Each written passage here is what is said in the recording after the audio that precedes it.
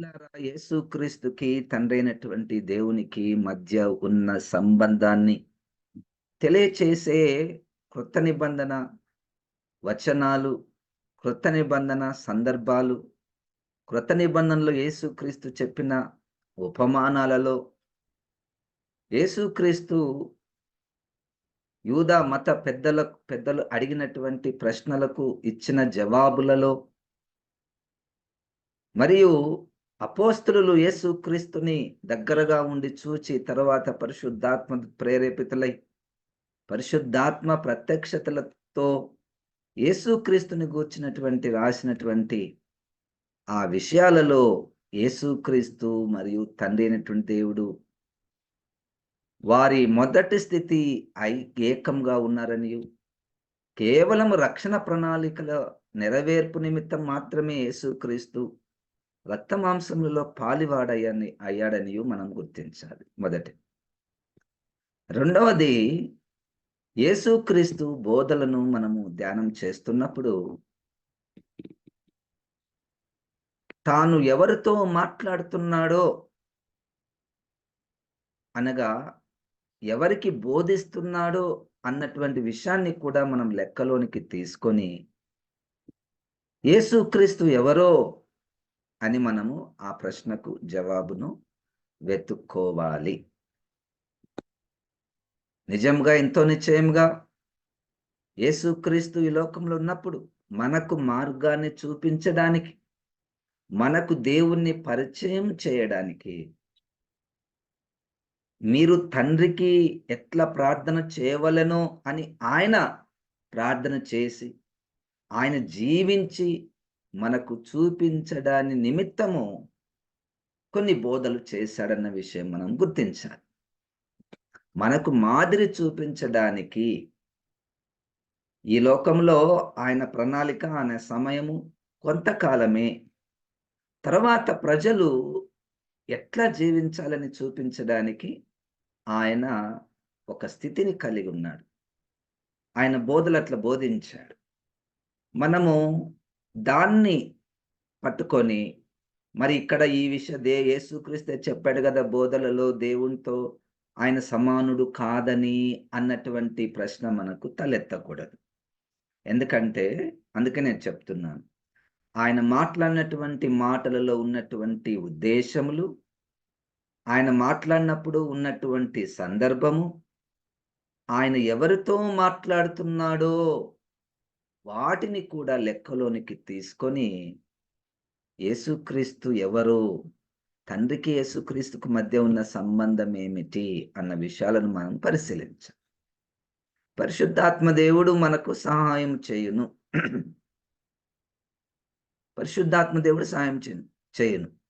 చూడండి, 1 యోహాను పత్రికలో యేసుక్రీస్తు శరీరధారి అయి వచ్చాడు అని మనం నమ్మాలి. శరీరధారి అయి వచ్చాడు అంటేనే అమ్మా దేవుడు కాలేకపోతున్నాడు కదా.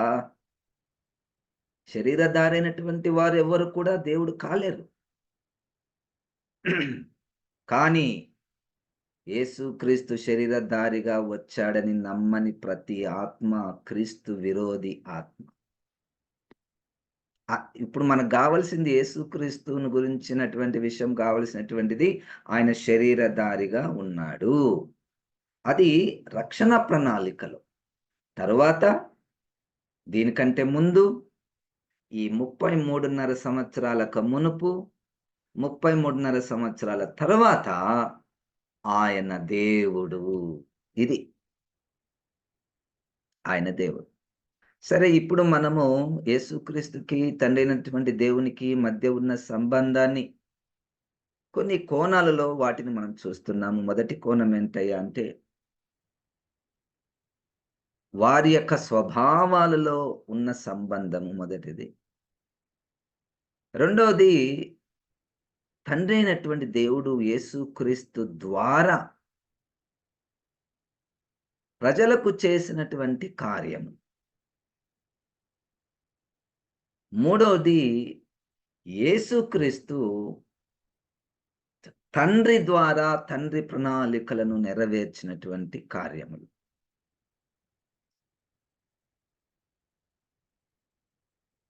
నాలుగవది, వీరిద్దరికి కూడా ఒక బిరుదు వాడబడింది పర్యాయ పదముగా చాలాసార్లు పలుమారు.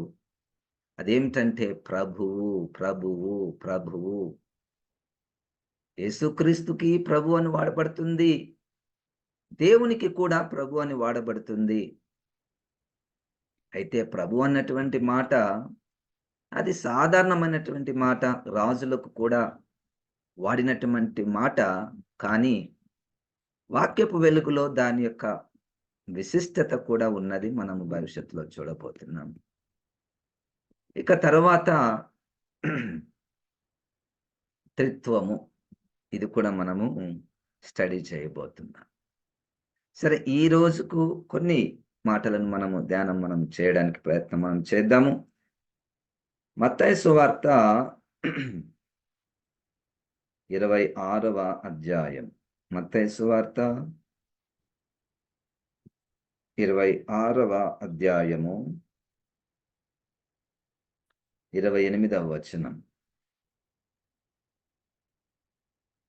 ఇది నా రక్తము అనగా పాప క్షమాపణ నిమిత్తం అనేకుల కొరకు చిందింపబడుచున్న నిబంధన రక్తము. నిబంధన రక్తము అన్న మాటలో ఉన్న అర్థం ఏమిటయ్యా అంటే, blood of the covenant between God and people. ఇప్పుడు దేవునికి మానవులకు మధ్య ఒక నిబంధన అంటే అగ్రిమెంట్. అప్పటి వరకు అగ్రిమెంట్ లేదు. దూరంగా ఉన్నారు ప్రజలు, దేవునికి దూరము. కారణాలు అనేకములు. పాపమందం అన్నిటిని కలిపి ఒకటే మాట, పాపం వల్ల ప్రజలు దేవుడికి దూరము. ఇప్పుడు వీళ్ళిద్దరిని కలిపే ప్రయత్నం ఎవరు చేశారయ్యా అంటే, యేసుక్రీస్తు తన రక్తము ద్వారా. దాన్ని నిబంధన రక్తము అంటారు. ఇప్పుడు మనము తండ్రితో సమాధానపరచబడ్డాము. సమాధానపరచబడ్డం ఎట్లా అంటే, యేసుక్రీస్తు రక్తము ద్వారా. అంటే చూడండి, దేవుడు యేసుక్రీస్తుని పంపించుటలో ఉన్న ఉద్దేశమే అది. అయ్యా, భూలోకంలో ఉన్నటువంటి వాళ్ళందరూ తప్పిపోతున్నారు, పాపంలో పడి దూరం అయిపోతున్నారు, నాకు శత్రువులయ్యారు. అయితే ఇదిగో, నువ్వు వెళ్ళి సమాధానపరిచే కార్యం జరిగించాలి. అది రక్తము ద్వారానే. అంటే ఈ తండ్రికి యేసుక్రీస్తుకి ఉన్న ఆ సంబంధాన్ని చూడండి. వాళ్ళిద్దరూ ఒక ప్రణాళికలను నెరవేర్చువాడు యేసుక్రీస్తు.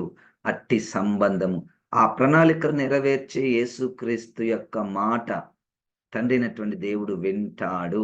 అటువంటి సంబంధం ఇదే 26వ అధ్యాయంలో 63వ వచనము.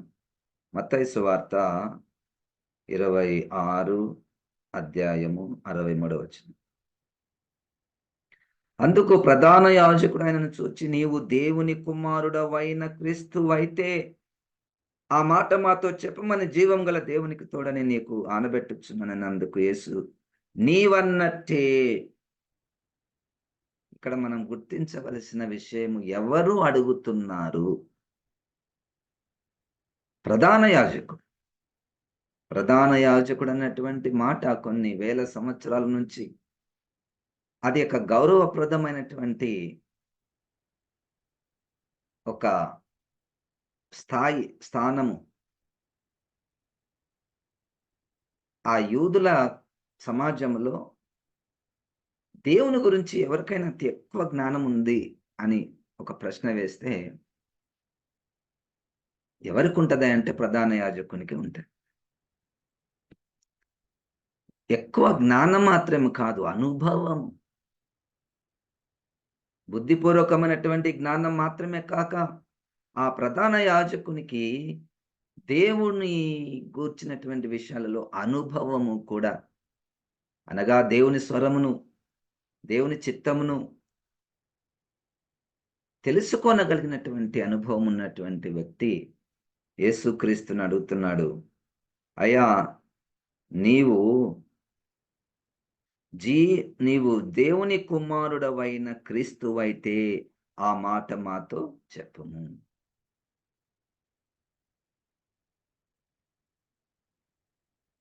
అప్పుడు యేసుక్రీస్తు అవును అని చెప్పాడు. ఎందుకంటే ఆయనకు కరెక్ట్‌గా వార్త అందాలి. క్రీస్తువు అయితే అంటే మెస్సయావు అయితే, రాబోయే మెస్సయావు నీవే అయితే, దేవుడే చెప్పాడు. అది కూడా మాకు గుర్తుంది. దేవుడే తన దగ్గర నుండి పరలోకం నుండి ఒక మెస్సయా వస్తాడు మీ కొరకు. ఆయన చెప్పినట్టు మాకు గుర్తుంది. ఆయన పంపిస్తాడని చెప్పినట్టు గుర్తుంది. అది నువ్వేనా? అంటే అవును అని చెప్పినట్టు. యేసుక్రీస్తు అబద్ధము ఆడడు. యేసుక్రీస్తు అబద్ధం ఆడడు. కనుక యేసుక్రీస్తుకి తండ్రైనటువంటి దేవునికి మధ్య ఉన్న సంబంధము, ఆయన రక్షణ రక్షకునిగా, మెస్సయగా, దేవుని కుమారునిగా పంపబడ్డాడు. హల్లెలూయా! ఇంతకుముందే నేను ఒక ఉదాహరణ చెప్పాను. దేవుని కుమారుడు అంటే ఒకటే ముద్దలో నుంచి ఒక బురద మట్టి తీసుకొని, ఒకటే బురద మట్టిలో నుంచి మనం ఎన్నో రకాలైనటువంటి బొమ్మలను చేస్తాం. పెద్దవి చేస్తాము, చిన్నవి చేస్తాం. పెద్దవున్నటువంటివి, చిన్నవున్నట్టు చూపించి ఇవి 2 ఒకటేనా అంటే కావని చెప్తాం. ఎందుకు? వాటి రూపము, వాటి యొక్క సైజు, కొలతలు, లావా, సన్నమా, పొడుగా, పొట్టా, లేకపోతే రంగులేస్తాం దాన్లకు. రంగులు మనం ఏవైనా ఎయొచ్చు. పెద్దదానికి మగ వ్యక్తులైతే, చిన్నదానికి ఆడ వ్యక్తి, పెద్దదానికి ఆడ వ్యక్తి, చిన్నదానికి మగ ఎన్నన్నా ఎయొచ్చు. ఎవరికైనా చూపిస్తే ఇవి 2 ఒక్కటే అంటే కాదంటాం. కానీ దేనిలో ఒకటి అంటే వారి యొక్క స్థితి, వారి యొక్క స్వభావము అది ఒక్కటి. పనులలో, వారి యొక్క రూపములలో వేరుగా కనపడినప్పటికీ, తండ్రి అయినటువంటి దేవునికి, కుమారుడైనటువంటి యేసుక్రీస్తుకి అటువంటి సంబంధం ఉన్నది. 64 ఇది మొదలుకొని మనుష్య కుమారుడు సర్వశక్తిని కుడి పార్శ్వమున కూర్చుండుటయు, ఆకాశ మేఘారూఢుడై వచ్చుటయు మీరు చూతురని చెప్పగా, సర్వశక్తిని కుడి పార్శ్వమున కూర్చుండుటయు, ఆకాశ మేఘారూఢుడై వచ్చుటయు మీరు చూతురని చెప్పగా, అంటే యేసుక్రీస్తుకు ముందుగానే తెలుసు. ఆయనకు తర్వాత ఇప్పుడు భూమిని విడిచి వెళ్ళిన తర్వాత ఎక్కడికి వెళ్తాడో తెలుసు. తర్వాత ఆయన ఎప్పుడో ఇప్పుడున్నటువంటి యేసుక్రీస్తుని అడిగితే తెలుస్తది. ఆయనకి ఎప్పుడొచ్చింది ఆయనకు తెలుస్తది. భూమి మీద ఉన్నప్పుడు, భూమి మీద ఉన్నప్పుడు ఆయన మానవునిగా రక్తమాంసంలో పాలివాడుగా ఉన్నాడు. తండ్రి అయినటువంటి దేవుని ఘనపరచాలి అన్నటువంటి ఉద్దేశ్యంతో నాకు తెలియదని చెప్పాడు. కానీ ఇప్పుడు యేసుక్రీస్తు తండ్రి కుడి పార్శ్వమున మనందరి కొరకు విజ్ఞాపన ప్రార్థన చేస్తున్నాడు. రోమపత్రిక 8వ అధ్యాయము మరియు హెబ్రీయులకు రాసినటువంటి పత్రిక ప్రకారం కూడా ఇప్పుడు వెళ్లి ఆయనను అడిగితే ఆయనకు తెలుసు. ఆయన ఎప్పుడు రావాలో ఆయనకు తెలుసు. ఎప్పుడు ముద్రలు విప్పాలో ఆయనకు తెలుసు. అవన్నీ యేసుక్రీస్తుకు తెలుసు. 27వ అధ్యాయం మత్తయి సువార్త 27వ అధ్యాయము 46వ వాక్యం.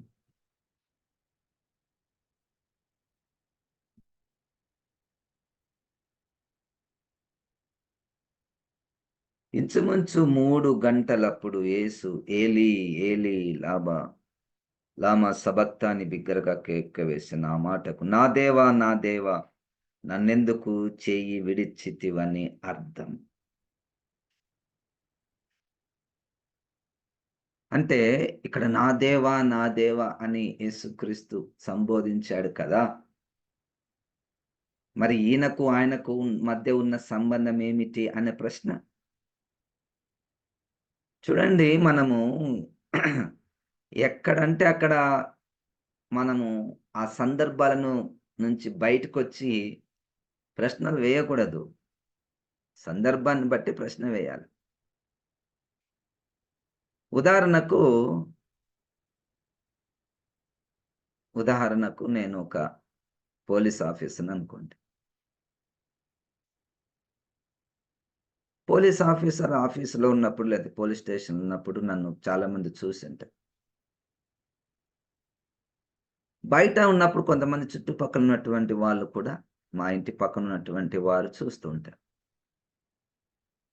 ఆ డ్రెస్ లేనప్పుడు నన్ను జూస్తారు. మా అమ్మాయి గాని, అబ్బాయిని గాని కనపడినప్పుడు ఆయన ఎవరు అంటే మా డ్యాడీ అంట. మా డ్యాడీ, మై ఫాదర్, లేతే మా వైఫ్‌ని అడిగితే మా హస్బెండ్. పోలీస్ స్టేషన్‌లో చూసినప్పుడు పోలీస్. అంటే మన రోల్సు, మన యొక్క పాత్రలు, మన యొక్క పనులు ఆ సమయ సందర్భాన్ని బట్టి మారిపోతూ ఉంటాయి. నేనక్కడ పోలీస్‌గా చూసినాను. ఆయన ఇక్కడ గూడా అట్లనే ఉండాలి అనేది వెర్రిగా అనపడేటటువంటి విషయం కదా! యేసుక్రీస్తు దేవుడంటారు. మరి ఆయన ఇక్కడ ఎట్లా ఉన్నాడు ఇక్కడ? అట్లెట్లా ఉన్నాడు ఇక్కడ? నా దేవా అని ఎట్లన్నాడు? మేమైతే అక్కడ పోతే పోలీస్ ఆఫీసర్ సార్ అంటాము. నువ్వేంది ఆయనను డ్యాడీ, అంకుల్, ఆంటీ ఏమండి అని అంటున్నావు? చూడండి, సందర్భాన్ని బట్టి మన భాష మారిపోతుంది. వ్యక్తి ఒక్కడే.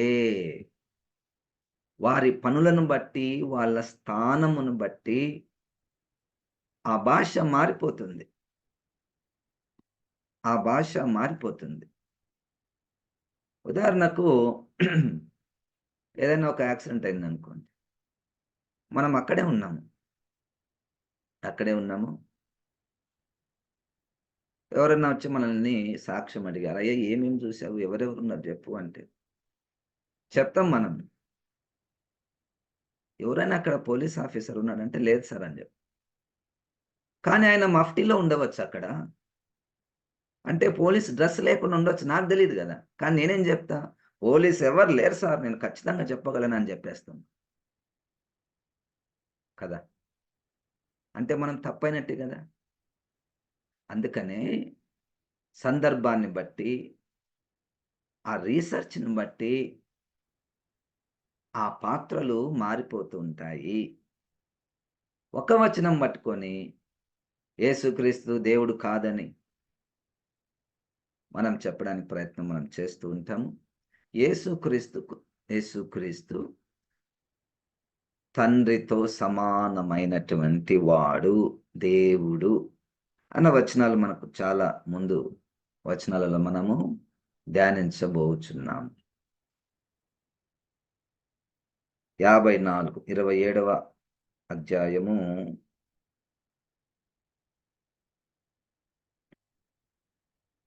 శతాధిపతియు అతనితో కూడా యేసునకు కావలి ఉన్న వారును భూకంపమును జరిగిన కార్యములన్నిటిని చూచి మిక్కిలి భయపడి నిజముగా ఈయన దేవుని కుమారుడని చెప్పుకొనిరి. ఇప్పుడు ఆయనను చూస్తే మనుషులలో తలంపులు మారిపోతున్నాయి. ఒకాయననేమో నువ్వు ప్రవక్త అంటారు. ఇంకొకరు ఇంకొకటంటారు. ఏలియా అంటారు. ఇంకొకరు ఇంకొకటంటారు. కానీ ఫస్ట్ నుంచి యేసుక్రీస్తు చెప్పింది నేను దేవుని కుమారుడను అని చెప్పుకుంటూనే వస్తున్నాడు. కానీ ఇప్పుడు వాళ్ళకొక ఆధారం దొరికింది. యేసుక్రీస్తు చనిపోయినప్పుడు ఆ ప్రాంతంలో చీకటి కమ్ముట, యేసుక్రీస్తు చనిపోయినప్పుడు భూకంపం వచ్చుట, ఇవన్నీ చూచి ఒక నిర్ణయానికొచ్చారు. ఈయన దేవుని కుమారుడే అని. కనుక ప్రియులారా, ప్రకటన గ్రంథం 1:1లో యేసుక్రీస్తుకి దేవునికి మధ్య ఉన్న సంబంధాన్ని మనము కొన్ని చదివి ధ్యానం చేస్తూ ఉన్నాము. దీన్ని మనము మనం చేద్దాం. ప్రకటన గ్రంథము 1వ అధ్యాయం 1వ వచనం. యేసుక్రీస్తు తన దాసులకు అగుపరచుటకు దేవుడు ఆయనకు అనుగ్రహించిన ప్రత్యక్షత. ప్రకటన గ్రంథంలో చాలా వచనాలను మనం ధ్యానించబోతున్నాము. ఇది ప్రాముఖ్యమైనటువంటి అంశము గనక మనము యేసుక్రీస్తుని గురించినటువంటి జ్ఞానము మనకు తెలిసి ఉండవలెను గనుక కొంత వివరముగా వీటిని ధ్యానం చేయుటకు మనం పూనుకొని ఉన్నాం. మార్కు సువార్త 1వ అధ్యాయము 1వ వచనం. దేవుని కుమారుడైన యేసుక్రీస్తు సువార్త ప్రారంభము. ఇక మార్కు గారికి ఆ అధ్యాయాలన్నీ 16 అధ్యాయాలు, అది మొత్తాన్ని ఒకటే పదం, ఇదంతా సువార్త. ఎవరి సువార్త అంటే దేవుని కుమారుడైన యేసు క్రీస్తు. ఆ పదం వింటేనే ఈ యూదా మత పెద్దలకు వాళ్ళకి వినబడే మాట ఏం తెలుసా? అంటే ఆయన దేవుడా అన్న మాట వినపడుతుంది. అది వీళ్ళేమంటారు? అవును, ఆయన దేవుని కుమారుడైన యేసుక్రీస్తు అంటే ఆయన దేవుడా అంటారు. అవునాయి, ఆయన దేవుడే. కానీ వాళ్ళకి అర్థం కాలేదు. మరి దేవుడైతే భూమి మీదకి ఎట్లా వస్తాడు? దేవుడైతే ఆయనను చూసి ఎవరు బ్రతుకుతారు? దేవుడైతే ఆ కొన్నిసార్లు ఆయన అద్భుతాలు చేయలేకపోయాడు. దేవుడైతే ఎందుకు పారిపోతాడు? దేవుడైతే ఆ రోమా ప్రభుత్వం నుంచి మమ్మల్ని విడుదల చేయొచ్చు కదా! దేవుడైతే నిన్ను నువ్వు రక్షించుకొని మమ్మల్ని కూడా రక్షించమని వాళ్ళెందుకంటారు? సాధారణంగా వచ్చే ప్రశ్నలే అందరికీ. మానవ రీతిగా అందరికొచ్చే ప్రశ్నలే. కానీ వాళ్ళకి తెలియనటువంటి విషయం ఏమిటయ్యా అంటే, మానవాళి రక్షణార్థమై దేవుడుకున్నటువంటి గొప్ప నిత్య ప్రణాళిక ఆయన యేసుక్రీస్తుగా ఈ లోకానికి వచ్చుట. అది తెలవదు. అది తెలియకనే ఆయన చెప్పే మాటలు వాళ్ళకు అర్థం కావడం లేదు. కనుక మొత్తానికి మార్కు సువార్తలో మొత్తం ఉన్నటువంటిది ఒకటే సువార్త. యేసుక్రీస్తు, దేవుని కుమారుడైన యేసుక్రీస్తు యొక్క సువార్త ప్రారంభము. పరిశుద్ధాత్మ దేవుని ద్వారా సువార్తలలో మొట్టమొదటిగా రాయబడినటువంటి సువార్త మార్కు సువార్త. మార్కు సువార్త మొట్టమొదటిగా రాయబడినటువంటి సువార్త. ఎవరైనా ఏదైనా ఒక మంచి విషయం చెప్పాలంటే అది దేవుని గూర్చినటువంటిది యేసుక్రీస్తు యొక్క సువార్త. దానిలో మనకు అది కనబడుతున్నది. ఈ మార్కు సువార్తలోనే మనకు 14వ అధ్యాయంలో, మార్కు సువార్త 14వ అధ్యాయము చివరి వచనాలలో 62వ వచనము, 61 కూడా చదువుదాం. అయితే ఆయన ఉత్తరమేమీ చెప్పక ఊరకుండెను. తిరిగి ప్రధాన యాజకుడు, పరమాత్ముని కుమారుడవైన క్రీస్తువు నీవేనా? దేవుని కుమారుడవైన క్రీస్తువు నువ్వేనా అని ఆయన అడగగా, యేసు అవును నేనే. మీరు మనుష్య కుమారుడు సర్వశక్తిమంతుని కుడిపార్శ్వన కూర్చునుటయు ఆకాశ మేఘారుడై వచ్చుటయు చూచుదురని చెప్పాను. ఇక వాళ్ళకు ఇప్పటికే తల తిరిగిపోతుంది. సరే, వాడు చెప్పిండు దేవుని కుమారుడైన క్రీస్తు, పరమాత్ముని కుమారుడు క్రీస్తు అని చెప్పిండు. కొన్ని రోజులు ఉంటే చనిపోతాడులే, కొన్ని రోజులు ఓర్చుకుంటే అయిపోతుందిలే అన్నటువంటి దాంతో ఆపలేదు యేసుక్రీస్తు. తండ్రి కుడి పార్శ్వమున కూర్చుండుట, మరియు ఆయన మేఘారూఢుడై వచ్చుట నేనే. మనిషి చూస్తుంటే కనపడుతున్నాడు, యవ్వనస్తుడు. ఫస్ట్ నుంచి పిచ్చిలేసిపోతుంది వాళ్ళకు. యవనస్తుడు అబ్రాహాం కంటే ముందున్నటువంటి వాడని అంటాడు. తండ్రిని చూచిన వాడిని అంటాడు. తల్లి దగ్గర నుంచి వచ్చినటువంటి వాడిని అంటాడు. మళ్ళా తండ్రి దగ్గరికి పోతానంటాడు. ఆ! ఇతరులు అనేక మంది అది నమ్ముతున్నారు, ఒప్పుకుంటున్నారు, ఆయనను వెంబడిస్తున్నారు. దేవునికి స్తోత్రం. మార్కు సువార్త 16వ అధ్యాయం 19వ వాక్యం. ఈలాగు ప్రభువైన యేసు వారితో మాట్లాడిన తర్వాత పరలోకమునకు చేర్చుకొనబడి దేవుని కుడి పార్శ్వమున ఆసీనుడయ్యెను.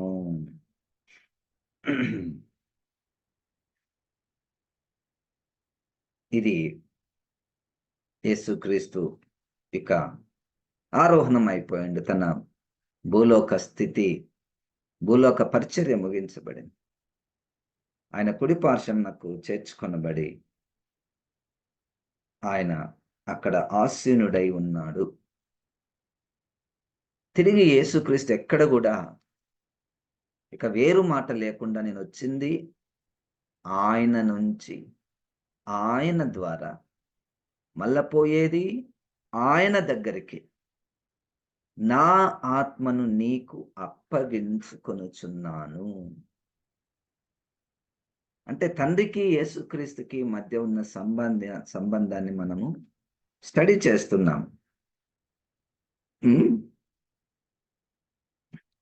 ఇప్పుడు రండి లూకా సువార్త 1వ అధ్యాయము చివరి వచనాలలో 78వ వచనం. లూకా సువార్త 1వ అధ్యాయము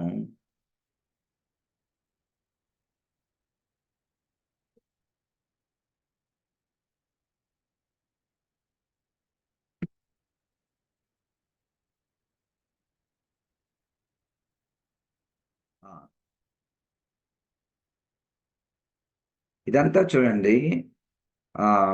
ఇది ఎవరు? జకరియా గారు. జకరియా గారు పరిశుద్ధాత్మ పూర్ణుడై ఇట్లా ప్రవచించను. జకరియా గారికి తెలిసిపోయింది మొత్తం స్టోరీ మొత్తము.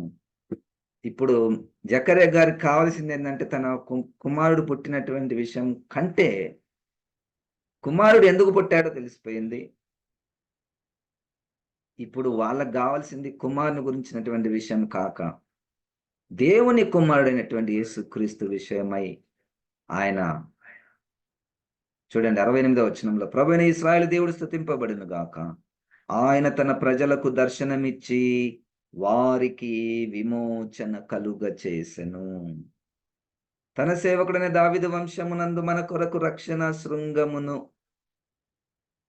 ఇప్పుడు జకరియా గారు తన కుమారుడు గురించి ఎంత అద్భుతం కదా! ముసలితనంలో పుట్టాడు. దేవదూత ప్రత్యక్షమై పుట్టాడు. తన పేరును ముందుగానే ప్రకటించబడింది. ఏదన్నా మాట్లాడితే తన కుమారుడు గురించి మాట్లాడాలి. కానీ అట్లు కాక పరిశుద్ధాత్మ దేవుని ద్వారా ఆయన యేసుక్రీస్తుని గురించి మాట్లాడుతూ మనకు ఇశ్రాయేలు యొక్క దావీదు వంశం నందు, వీళ్ళ వంశం ఏంటి? లేవి వంశం.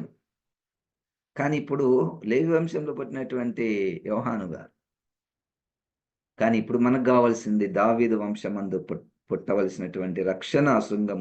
71 మన శత్రువుల నుండి మనల్ని ద్వేషించు వారిని చేతుల నుండి తప్పించి రక్షణ కలుగ చేసను. చూడండి, ఇప్పుడు జకరియా గారికైతే ఇంకా యేసుక్రీస్తు గురించి తెలియదు. ఆయనకు తెలిసింది ఒకటే దేవుడు. ఇప్పుడు ఈ దేవుడే ఇదిగో నా ప్రణాళిక ఇట్లా ఉంది భూమి మీద అని చెప్పినప్పుడు అప్పుడు ఆ దేవుణ్ణి ఆయన స్తుతిస్తున్నాడు. నీ రక్షణ ఈజ్ ఈక్వల్ టు యేసుక్రీస్తు. 72 దీని గురించి ఆయన ఆది నుండి తన పరిశుద్ధ ప్రవక్తల నోట పలికించను. ఆయన మన పితరులను కరుణించుటకును తన పరిశుద్ధ నిబంధనను అనగా మన తండ్రి అయిన అబ్రాహాముతో తాను చేసిన ప్రమాణమును జ్ఞాపకము చేసుకొనుటకును మనం శత్రువుల చేతుల నుండి విడిపింపబడి మన జీవిత కాలం అంతయు నిర్భయములమై ఆయన సన్నిధిని పరిశుద్ధంగాను నీతిగాను ఆయనను సేవింపను అనుగ్రహించుటకును ఈ రక్షణ కలుగ చేసెను. ఈ రక్షణ కలుగచేసెను. మరియు ఓ శిశువా, నీవు సర్వోన్నతుని ప్రవక్తవనబడుదువు. మన దేవుని మహావాత్సల్యమును బట్టి వారి పాపములను క్షమించుట వలన తన ప్రజలకు రక్షణా జ్ఞానము ఆయన అనుగ్రహించినట్లు ఆయన మార్గములను సిద్ధపరచుటకై నీవు ప్రభువునకు ముందుగా నడుతువు. తన కుమారుని గురించి ఇక్కడ చెప్పినట్టు మనం చూస్తున్నాం. యేసుక్రీస్తుకి తండ్రి అయినటువంటి దేవునికి మధ్య ఉన్న సంబంధాన్ని మనము పరిశీలిస్తున్నాము. 2వ అధ్యాయము లూకా సువార్త 32వ వచనం. ఇది మనకు తెలుసు. షిమ్యోను గారు, నీ రక్షణ నేను కన్నులారా చూచి తిని. హల్లెలూయా. ఇప్పుడు షిమ్యోను గారు ఉన్నారు, వృద్ధుడు, పరిశుద్ధాత్మతో నింపబడి దేవునితో మాట్లాడుతున్నాడు. తన చేతిలో యేసుక్రీస్తుని పట్టుకొని, నీ రక్షణను నేను చూచి తిని. ఆ భాష చూడండి. ఇంకా ఆయన ఏమీ రక్షించలేదు, కానీ పరిశుద్ధాత్మ దేవుని ద్వారా, ఈయన దేవుని ద్వారా వచ్చినటువంటి వ్యక్తి, దేవుని ద్వారా, దేవుని దగ్గర నుండి, దేవునిలో నుండి వచ్చినటువంటి వ్యక్తి. హల్లెలూయా. ఈ పదాలకు మనము పరిశీలించాలి. నీ రక్షణను నేను కన్నులారా చూచి తిని. యేసుక్రీస్తును ఎరుగుటయే రక్షణ, యేసుక్రీస్తును ఎరుగుటయే నిత్య జీవము కదా. లూకా సువార్త 3వ అధ్యాయము 6వ వచనం. సకల శరీరులు దేవుని రక్షణ చూతురు అని అరణ్యంలో కేకలు వేయుచున్న యొక్క నిశ్శబ్దము అని ప్రవక్త అయిన యెషయా వాక్యముల గ్రంథమందు వ్రాయబడినట్లు ఇది జరిగెను. సకల శరీరులు దేవుని రక్షణ చూతురు. అది యేసుక్రీస్తుని గురించే. అంటే యేసుక్రీస్తుని గురించి ఎక్కడైనా మాట్లాడుతున్నారు, యేసుక్రీస్తు ఎవరు అని చెప్తే దానికి ముందు దేవుని ద్వారా, దేవుని కుమారుడు, దేవుని ద్వారా పంపబడిన వ్యక్తి. ఈ దేవుడు అన్నటువంటిది ఎప్పుడు కూడా వెనక ముడిపడి ఉంటుంది. అటు ప్రవక్తలు గాని, ఇటు యేసుక్రీస్తు గాని, అపోస్తలులు గాని దేవుణ్ణి మాత్రం పక్కన పెట్టడం లేదు వాళ్ళు. యేసుక్రీస్తే దేవుడు, ఆయన ఎవరు లేరు అని చెప్పడం లేదు వాళ్ళు. పాత నిబంధన ఉన్నటువంటి దేవుడు లేడు, ఎవరు లేరు, యేసుక్రీస్తు దేవుడు అని చెప్పడం లేదు. అయ్యా ఒక్కడే దేవుడు, కానీ ఇప్పుడు పనులు వేరే ఉన్నాయి. ఆ పనులు వేరైనప్పుడు జరిగిన సంఘటనలు రాయబడ్డాయి. వేరైనప్పుడు జరిగినటువంటి సంఘటనలు పట్టుకొని, ఈయన ఎందుకు ఇప్పుడు ఇంట్లోనే ఉన్నాడు, ఎందుకు పోలీస్ డ్రెస్ వేసుకోలేదు అని అడిగితే ఎట్టుండే. ఈయన ఎందుకు డాక్టర్ డ్రెస్ ఇప్పుడు వేసుకోలేదు అని అడిగితే ఎట్లుంటది. వేసుకోకూడదు. ఇప్పుడు ఆయన పాత్ర మారిపోయింది. ఇప్పుడు ఇంట్లో ఉన్నాడు. అక్కడ ఉన్నప్పుడు అది కరెక్టే, డ్రెస్ ఉన్నప్పుడు కరెక్టే, డ్రెస్ లేనప్పుడు కూడా కరెక్టే. హల్లెలూయా. ఒకటే స్వభావం కలిగినటువంటి వారు దేవుని రక్షణ. మనమేమంటాము, అయ్యా ఎవరు రక్షకుడు అంటే మనం యేసే రక్షకుడు అంటాం. కానీ దేవుడు రక్షకుడు అన్న మాట మనం ముందు వచనంలో చూడబోతున్నాం. దేవుని రక్షణ ఇది. అంటే వారిద్దరూ ఒకటిగా మనకు అగుపడుతున్నారు. లూకా సువార్త 4వ అధ్యాయం 34వ వచనం. లూకా సువార్త 4వ అధ్యాయం 33 నుంచి. ఆ సమాజ మందిరంలో అపవిత్రమైన దయ్యపు ఆత్మ పట్టిన వాడొకడుండెను. వాడు నజరేయుడైన యేసు, మాతో నీకేమి, మమ్ము నశింపచేయు వచ్చితివా, నీవెవడవో నేనెరుగుదును, నీవు దేవుని పరిశుద్ధుడవని బిగ్గరగా కేకలు వేశాడు. ఈ దయ్యాలు ఎవరు తెలుసా? అపవిత్రాత్మలు ఎవరు?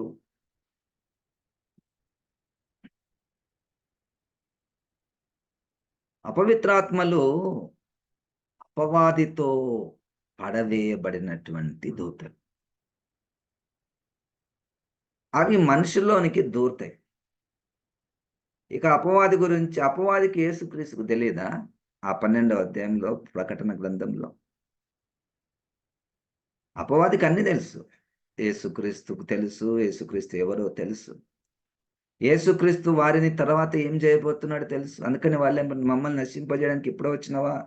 ఇంకొక సందర్భంలో అప్పుడే సమయం వచ్చిందా? ఇంకా ముగించవ్వలేదు కదా, అప్పుడే మా మా దగ్గరికి వచ్చినావా నువ్వెవరో మాకు తెలుసు, నీవు దేవుని పరిశుద్ధుడవని బిగ్గరగా కేకలు వేసెను. నీవు దేవుని పరిశుద్ధుడవని బిగ్గరగా కేకలు. ఇది మనం అంగీకరించాలి. ఎందుకంటే దయ్యాలు భయపడిపోతుంది.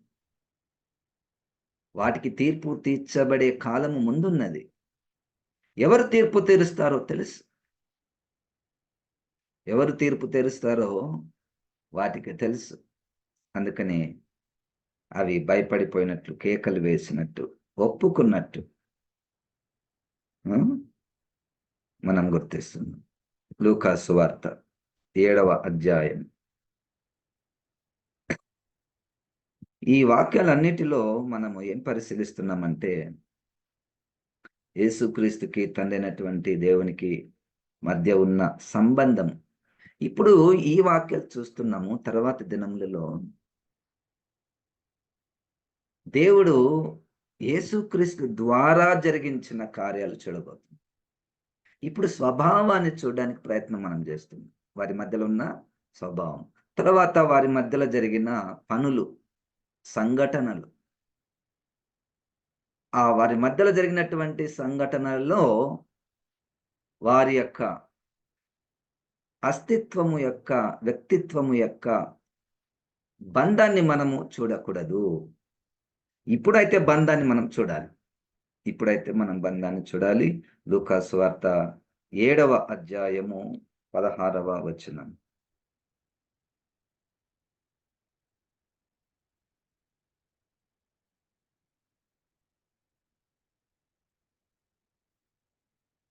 అందరూ భయాక్రాంతులై మనలో గొప్ప ప్రవక్త బయలుదేరినాడనియు, దేవుడు తన ప్రజలకు దర్శనమును అనుగ్రహించి ఉన్నాడనియు దేవుని మహిమ పరిచిరి.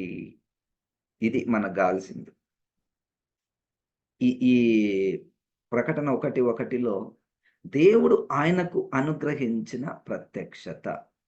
ఇప్పుడు వీళ్ళేమంటున్నారు? దేవుడు తన ప్రజలకు దర్శనం అనుగ్రహించి ఉన్నాడు. దర్శనం అంటే తను తాను చూపించుకోవడం.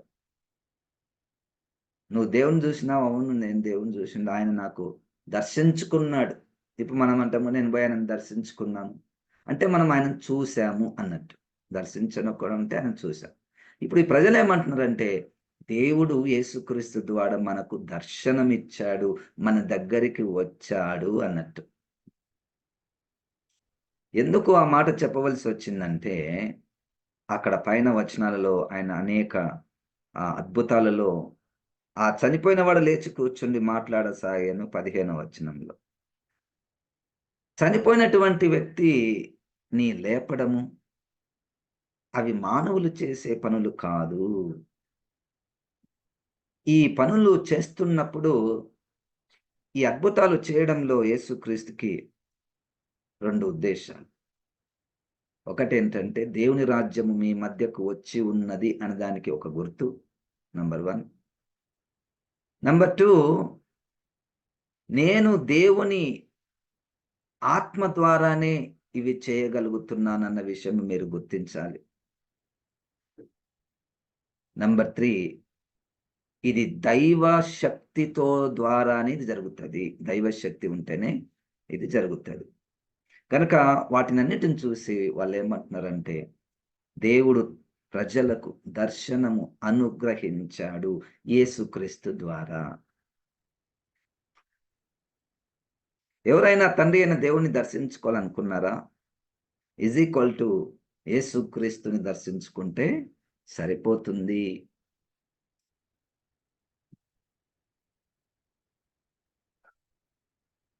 హ్మ్. లూకా సువార్త 10వ అధ్యాయం 16వ వచనం. లూకా సువార్త 10వ అధ్యాయం 16వ వచనం. ఇది చాలా నిదానంగా మనము పరిశీలించాలి.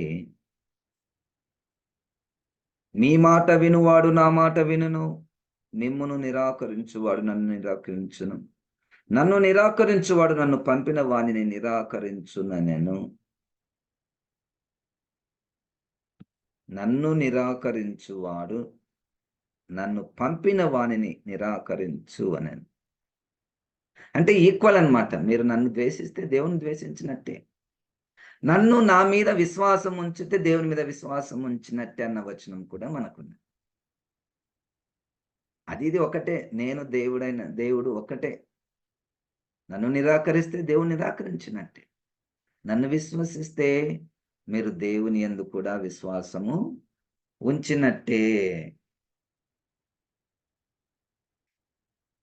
కనుక ప్రకటన గ్రంథము 1:1వ వచనములో, ఇక ప్రకటన గ్రంథంలో ఇతర వాక్యాలలో యేసుక్రీస్తుకి తండ్రి అయినటువంటి దేవునికి మధ్య ఉన్న సంబంధము ఒక్క వచనములో, ఒక మాటలో చెప్పుట వీలు కాదు అనేది ఒకటి రాసి పెట్టుకోండి. వారి మధ్య ఉన్న సంబంధం. మనం ఏదైనా చెప్పినామనుకోండి, మరి ఈ వచనం అట్లుంది కదా అంటారు. అది చెప్పినామనుకోండి, మరి ఇది ఇట్లుంది కదా అంటారు. అందుకనే నేను ప్రారంభంలో చెప్పినట్టు యేసుక్రీస్తు తనను గురించి ఏ సందర్భములో చెప్పాడు అన్నది గుర్తుపట్టాలి. ఎవరికి చెప్పాడు అన్నది గుర్తుపట్టాలి. యేసుక్రీస్తు చెప్పకయే పరిశుద్ధాత్మ ద్వారా యేసుక్రీస్తుని గురించి వాళ్ళు ఏమి చెప్పారు? యేసుక్రీస్తు చనిపోయి పునరుద్ధానుడై ఆరోహణమైన తరువాత అపోస్తలులు పరిశుద్ధాత్మ ద్వారా ఆ యేసుక్రీస్తుని గురించి ఏం చెప్పారు? ఆ ఫ్రేమ్ వర్క్స్ అనేటువంటివి చాలా ముఖ్యమైనటువంటివి. మనకు యేసుక్రీస్తు దేవుడిగా ఉండాలి, అదొక్కటే సరిపోదు. యేసుక్రీస్తు దేవుడు, ఇంక అదొక్కటే సరిపోదు. యేసుక్రీస్తు మానవుడిగా ఉన్నది కూడా మనకు కావాలి. ఎందుకంటే మనలో మనం వెళ్తున్నటువంటి బాధ, శ్రమ యేసుక్రీస్తును కూడా తెలుసుకోవాలని. ఆయన మన శరీరము, రక్త మాంసములలో పాలివాడయ్యాడు. వేరే మార్గం లేదు. రక్తము చిందించబడాలి. రక్తం చిందించబడాలంటే ఆయన ఒక మనిషిగా పుట్టాలి. మనిషిగా పుట్టినటువంటి చూసి నువ్వెట్లా దేవుడు అవుతా అంటే కాలేడు. కానీ ఆయన చెప్పగలడు. నేను ఇంతకుముందు తండ్రి దగ్గర ఉన్నాను. తండ్రితో నేను ఆయన మహిమను షేర్ చేసుకుంటాను. తర్వాత కూడా మేమిద్దరం ఒకటే. కానీ ఇప్పుడు నేను ఆ విధంగా ఉండలేను. ఉంటే మీకు రక్షణ రాదు. అది పాయింట్. అందుకని మనం వాక్యాలు చదువుతున్నా, ఎవరైనా మనకు ప్రశ్న వేసినా, ఈ యేసుక్రీస్తుకి తండ్రైనటువంటి దేవునికి మధ్య ఉన్న సంబంధాన్ని ప్రశ్నలు వేసినా, ఇట్టి వాక్యాలను మనం రాసుకొని వాటిని ధ్యానం చేసి మనము యేసుక్రీస్తు యొక్క విషయమై ఉన్న సిద్ధాంతము మీద మనం గట్టిగా నిలబడాలి. ఎందుకంటే మన మొదటి పరిచయము, మన రక్షణ పరిచయం యేసుక్రీస్తు ద్వారానే కదా. కనుక ఈ యేసుక్రీస్తు విషయంలో మనకు దృఢమైనటువంటి జ్ఞానము, విశ్వాసము మనకు ఉండాలి. పరిశుద్ధాత్మ దేవుడు మనల్ని సర్వ సత్యములోనికి నడిపిస్తాడు. యేసుక్రీస్తు ఎవరు? ఆయన దేవుడా? మనిషా?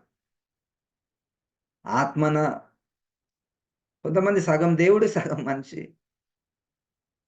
ఆయన 100% దేవుడు, 100% మానవుడు అని చెప్తాము. దాన్ని వివరించేటటువంటి ఆ జ్ఞానమును కూడా మనము సంపాదించుకోవాలి.